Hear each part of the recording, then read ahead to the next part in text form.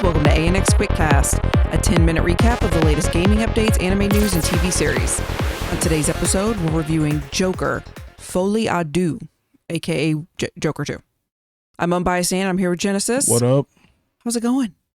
Tired. I know, me too. Why are you tired? Because it's been a really long day at work, and then we left, and then we watched the movie. Did you watch a really long, boring movie? Mm-hmm. You did? Yeah. Oh, okay. So anyway, no news, no specific news, and we're gonna try to get this out for everybody Friday morning. So when the national release of this movie is out, this review would be ready to go. So you can decide if you wanted to watch it or not. Maybe we should change the name of our show to like "We Watch It So You Don't Have to." Oh, right. I mean, dang. So anyway, what did you think of the movie, just in general? I did not like it at all. Did not like it. No, I can't say that I liked it. Did you like it better than the first one? No. So I'm kind of torn on this because I think the high points of this movie were better than the high points of the first movie, right? But this one was just too long, and it's just boring and too much singing. Yes. Okay, so it's just like the low points in this one were worse than the first movie, but the high points were better. So it's just kind of like I don't really know, but it was a drastically different movie. Yeah, for sure. Like way different.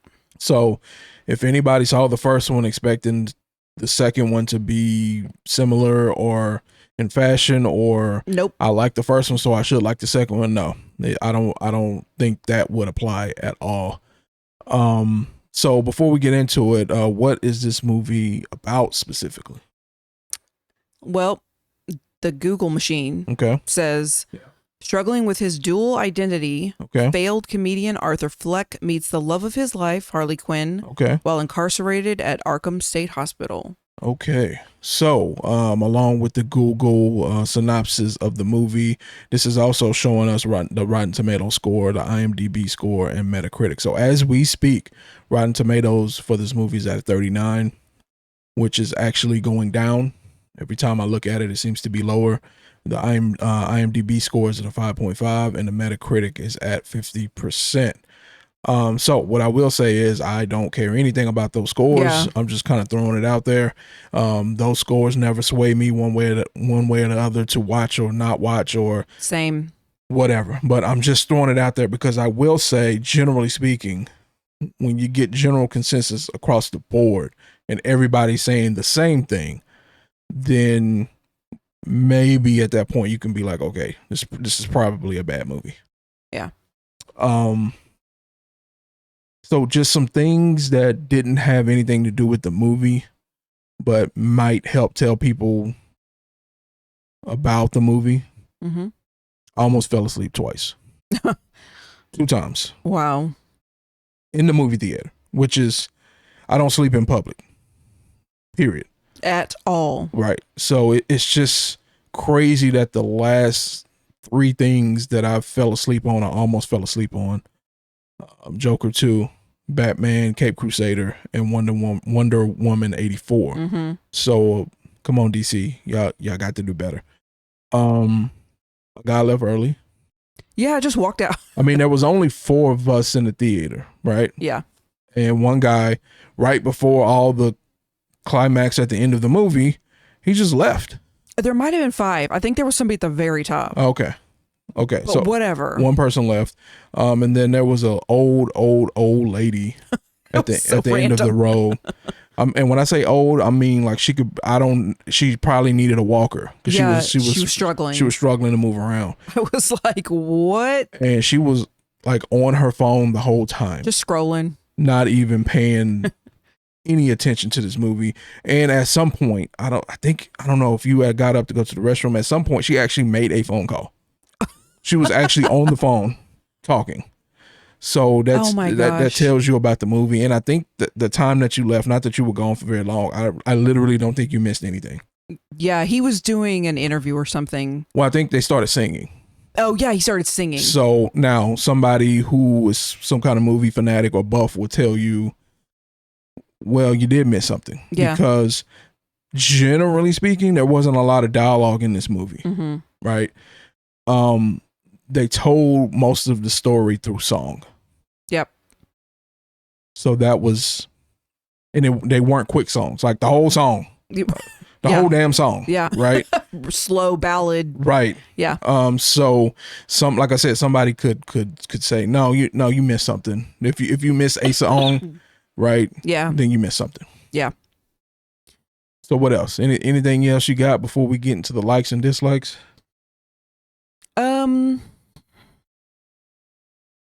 I can't think of anything else. I think you covered quite a bit. I mean, the description I gave is pretty vague, but the thing is, I mean, what's really happening here, in addition to what I already said, is, he's in Arkham. This is taking place after the last movie. Right. It is a continuation of the last movie. Yeah. So he is in prison, or excuse me, Arkham. And everything that's happening is a direct continuation of the original movie. It's just not anything like the original movie. So this is how I'll start then. I'll start with something that I like. I feel like, and I don't feel like this is a big spoiler, I feel like they should have called this the trial of Arthur Fleck. Yeah. That's what they should have called it. Yeah. Because that's what it was all about. And well, unfortunately, that's not what it was all about. If that's what it was all about, I probably would have liked this movie, because the trial scenes, the stuff that was going down in court, the back and forth with the witnesses and the prosecutors and blah blah blah, I liked all of that. Okay. I liked pretty much every one of those scenes where they were in the courtroom. I liked. I guess I just meant like most of the discussion had to do with his upcoming trial. Yeah, but I feel like it wasn't. The scenes in the courtroom didn't even make up half the movie. Yeah. You see what I'm saying? Yeah. But if it had made up half or more than half the movie, I think I would have really enjoyed this. Because those scenes were way better, and maybe it was just because those are the scenes that had the dialogue in it. Yeah. There was no singing. Yeah. Well, there was. I think there was two or three. Really? Yeah. But maybe it was just. We enjoyed what was going on. So I'm speaking for you now. Well, I enjoyed it, so it doesn't stick out as like, because sometimes some of the other singing will break out after literally nothing happened. There would be nothing happening. Nobody was talking. They're showing a couple of scenes, and then all of a sudden somebody starts singing. It's just like, what are we doing? I'm remembering now. I guess it didn't stand out as much. So what you got? I'm on stuff that I like. Okay. What you got? Something you liked? I liked the acting, which I also don't think is a huge surprise. Like, I think Joaquin Phoenix is notably a very good method actor. I mean, he gets super into it. Yeah.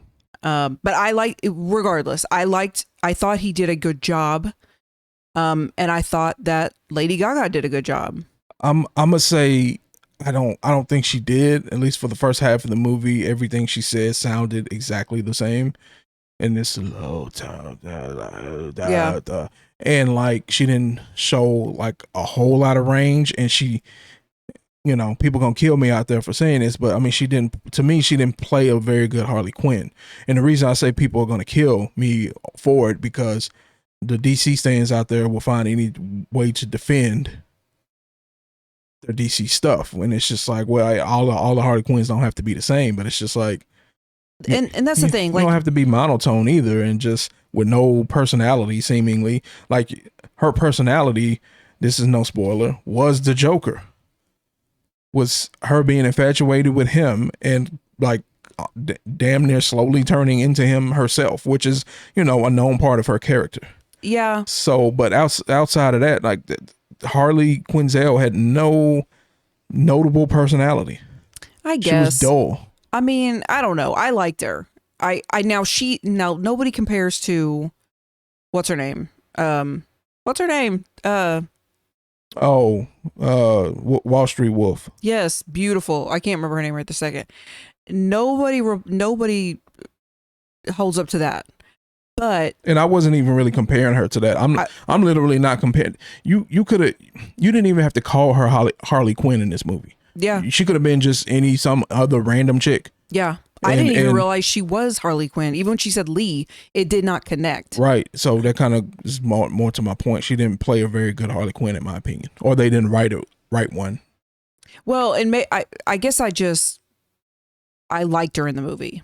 I'm not disagreeing with you. Like no, it wasn't strong performance. Like as far as range and I'm not saying she was bad. It was just I wouldn't say it was good. Yeah. It Well, he was good. He was really good, I felt like. And I guess maybe I just liked her. Yeah. I think I liked her character as she interacted with Joker. Mm-hmm. And what she was doing and why she was doing it. But as far as her acting, though, it was just like, Yeah. All right. So let me pull out something else that I like, the cinematography. Oh, yeah. Just the camera angles, the camera shots, how people were moving, and in conjunction to the way the camera was moving, people walking away while the camera's zooming out, like all these little things that I just noticed that were dope. Yep. I had the same thing. And I meant not only cinematography, even just I felt like the quality of the scenes. Like one thing I will say that is common between both films, the first one and the second one, is like I felt uncomfortable. Like it was just like, it's just kind of like the whole Arkham situation, even Joaquin Phoenix just by himself. It's just everything about him is just like icky or something. I don't know. It's just like, this is uncomfortable. Yeah. And I think generally speaking, I don't feel like this one was as dark as the first one. No, it was not. It wasn't as graphic, I guess. Yeah. But it was still as dark because not only did it have its new dark things, but they mentioned the dark things that happened in the first one. Yeah. But it was a longer movie, so it was more spread out. Yep. So it wasn't like, dark on top of uncomfortable, on top of this, on top of that, just keep coming in waves that like the first movie kind of did. This one was like, it made me feel uncomfortable, but to me, it didn't seem as dark as the first one. Yeah. Like the first one was heavy. Yeah. Like there was just a lot going on. And it was just, I don't know. So what you got? You got another like? So you're not going to agree with this. Uh-oh. But the movie, and I'm not talking about, half of it is their songs. Like I didn't like or recognize some of the songs they were singing. Okay. Some of them I did recognize and I liked them, and I liked the soundtrack. Like I thought there was a lot of good songs on there, but they were mostly, I think, like late 60s, early 70s. And some of them I feel like were older than that. Yeah. So no, I'm not going to agree with that at all. Yeah, I know. Those songs, even though the words might have been meaningful to the story, those songs do not hold up to me in today's world. I mean, if I didn't know any better, I would feel like some of them songs were from the 30s and 40s. Yeah, I mean, a few of them. And I'm just saying, some of them I didn't even recognize. Right. So I don't know. So I wonder if that's why the old lady was there, because it was like, oh yeah, I remember this. Maybe back at the sock hop. Because I think that one song that he started singing when I walked out, like I didn't even know what that was. Yeah. I was like, which to me took me out of the movie a little bit, because it made me have to focus so much on the lyrics to the song to make the movie make sense. Mm-hmm. You see what I'm saying? Yeah. As opposed to if they were using songs that were more up to date, or just more popular songs that people already know the meaning of. Mm-hmm. Like, okay, I get this. And then maybe you don't have to sing it as long, right? To get the point across. You can just kind of use it how to use a normal score. Because like they do in a normal movie, they'll put a song in that's just relevant to what's happening, but they don't have to play the whole song. Right. Right. Like, Queen, if somebody won a football game or something. Yes. And we are the champions. Nobody has to sing the whole song. Mm-hmm. You just it's understood that this is a victory song. But the last thing that I would put as far as things that I liked is the first movie was talked about as, oh, this is like a prequel to like Batman, and it shows how he turned into the Joker. That's how the first movie, people kind of talked about the first movie. Oh, okay, yeah. But after seeing this movie, I will say the first movie showed you the events that led up to him turning into the Joker. Mm-hmm. This movie actually shows him turning into the Joker. Yeah. I don't want to give too much away, but that's every step of the way, every third song that was sung, I was like, okay, I think I see what's happening here. Mm-hmm. And it surely enough, this was the transformation from Arthur to Joker. Yep. You know, so I can't remember who went first. You got one more like? Or can we move to the dislikes? I think we can move to the dislikes. All right. What you got? You want to go first? Okay, let me just say real quickly, I did not know what this movie was about at all. I didn't know anything about this movie. I just figured I had seen Lady Gaga. I think I saw the preview once a while back, and so I really didn't remember. So when they busted out with all this singing, I was like, "What is happening?" Yeah, I did not realize I was going to a musical. And so this is what I would say. I wouldn't necessarily say it's a full-on musical. What I will say is that it does seem like a stage play, right? You get a little bit of dialogue here or there, then they do a song, and then maybe there's a big part of dialogue, and then there's maybe 2 or 3 songs back to back. Yeah. So it's not all musical all the time, but it's a lot. It's a lot, and that's what I have as down as one of my dislikes. It's way too many songs. Way too many. And the other thing is the way I don't know if you noticed this or not, but after each big act, I'm gonna call it an act because that's what it seems like. The screen went black. Oh, I didn't even notice. Yeah, almost like if you're at a play. I haven't been to one in, how old am I now? 25 plus years. Yeah. I haven't been to one, but after the end of each major act, I feel like the screen, I feel like the lights go off on the stage and they close the curtains. And then when it's time for them to come back out, they open them back up, turn the lights on. I feel like that's the feel I had in this movie. It was a clear ending to that scene, which I'm going to call an act. Because when I say scene, it was something that was 10, 15 minutes long. Yeah. And then it would just go black. And then they would start up the next scene, which was something completely different. And sometimes those next scenes started off with singing. Yeah. And it looked like they were on a stage. It was just so random. Like I've mentioned a couple times the part where I walked out, he was doing that interview. And he's like in mid-interview and just starts singing. Yeah. And I was like, what are we doing? It just felt weird. I was just like, I'm not really feeling this. No, not really feeling that. So like I said, I had that too. Another thing I would have, which I said earlier, the movie was way too long. I think this was almost 20 minutes longer than the first movie. And I feel like the first movie was a little too long as well. So for them to add 20 more minutes to it, there was a little cartoon in the beginning. Yeah.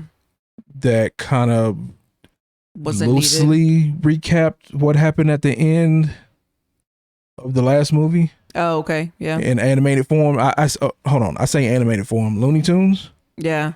Is that right? Is that Bugs Bunny? Yeah. Yeah. It was in that style of art.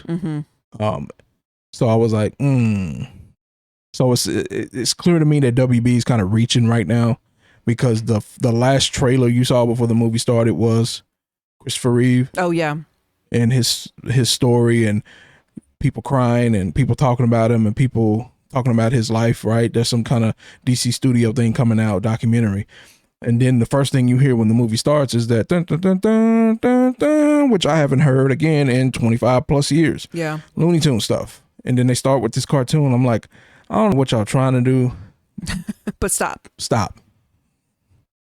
So one thing I had mentioned on what I didn't like, which I kind of mentioned on the like side, I didn't really like how uncomfortable it made me feel. Okay. I think it did what it was intending to do. So like they did a good job at that. But that doesn't make it enjoyable. Yeah, but it just makes it like cringy. Because that was my problem with the first one. It was just like, okay, and the same problem I had with Agatha, right?